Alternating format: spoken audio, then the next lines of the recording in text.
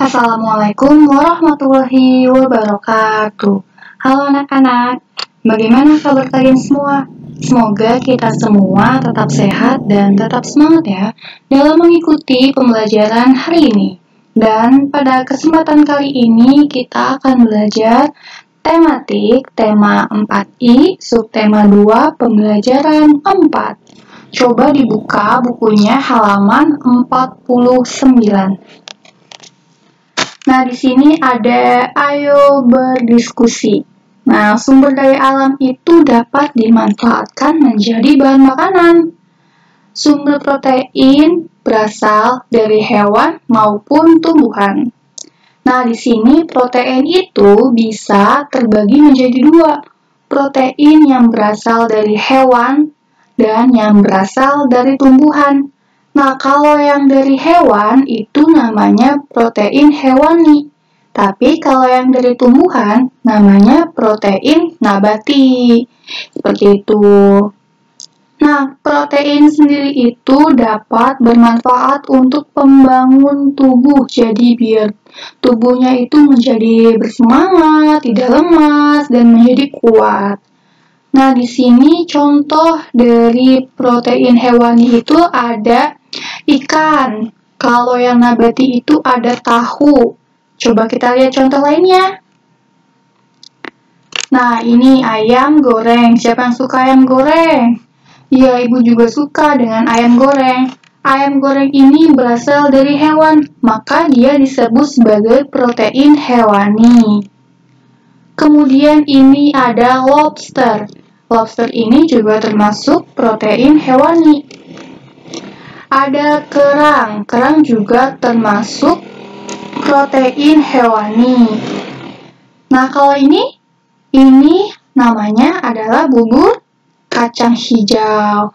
Bubur kacang hijau ini merupakan makanan berprotein nabati. Kalau nabati itu yang berasal dari tumbuhan. Dia berasal dari tumbuhan kacang hijau. Siapa yang suka dengan bubur kacang hijau? Kemudian di sini ada tahu dan tempe. Dia termasuk makanan berprotein nabati. Kalau nabati itu dia berasal dari tumbuhan kan? Nah, tahu dan tempe ini berasal dari kacang kedelai atau dari tumbuhan, maka disebut dengan protein nabati. Masih banyak sekali ya contoh-contohnya. Coba kalian kalau makan kalian perhatikan, ini protein nabati atau hewani sih? Ini masuknya karbohidrat atau lemak sih? Atau protein? Kemudian di sini ada tentang wawancara. Nanti kita akan belajar tentang mewawancarai seseorang ya. Kita akan mempraktekannya. Nah, di sini ada pohon dalam kehidupan kita. Nah, coba kalian baca. Baca yang halaman 49 bagian bawah itu. Nah, di sini pohon itu sangat banyak manfaatnya. Salah satunya itu adalah untuk menyerap karbon dioksida dari udara, kemudian sebagai sumber oksigen yang kita hirup, kemudian supaya lingkungan kita menjadi adem, dan apalagi, dan untuk mempercantik lingkungan kita dan lain sebagainya. Kemudian di sini ada pelaksanaan kewajiban dan hak sebagai warga masyarakat dalam kehidupan sehari-hari. Indonesia adalah negara yang memiliki kekayaan alam yang melimpah.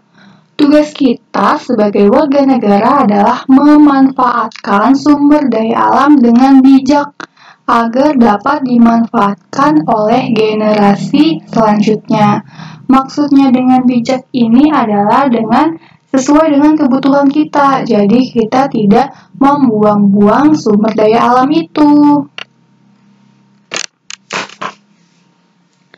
Perhatikan diagram hak dan kewajiban warga negara dalam mengelola sumber daya alam.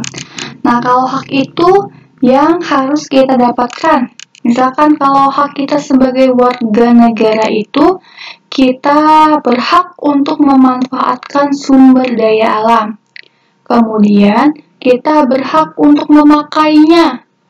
Kemudian, kita juga berhak untuk menikmatinya. Tapi tentu saja, kita menikmatinya itu dengan bijak. Kemudian, kalau kewajibannya itu, kita wajib untuk menjaga sumber daya alam. Kemudian, kita wajib untuk memperbarui sumber daya alam. Maksudnya memperbarui ini adalah seperti kalian itu menanam pohon, kemudian merawat lingkungan, itu namanya memperbarui. Lalu di sini ada melestarikan sumber daya alam. Nah, di sini lengkapilah tabel pada halaman berikutnya dengan contoh-contoh perilaku sehari-hari warga terhadap sumber daya alam yang ada di sekitar. Di sini ada kolom contoh perilaku bertanggung jawab dalam memanfaatkan sumber daya alam. Contoh bertanggung jawabnya itu seperti misalkan tidak memetik daun sembarangan, itu contoh bertanggung jawab. Kemudian, kalau tidak bertanggung jawab itu memetik daun di pohon dengan sembarangan lalu membuang-buangnya. Atau misalkan mencabut tanaman yang ada di pot kemudian membuangnya dan lain sebagainya. Nanti kalian isi ya 1 sampai 5. Nah, itu dia pembelajaran kita hari ini. Kurang lebihnya mohon maaf. Wassalamualaikum warahmatullahi wabarakatuh.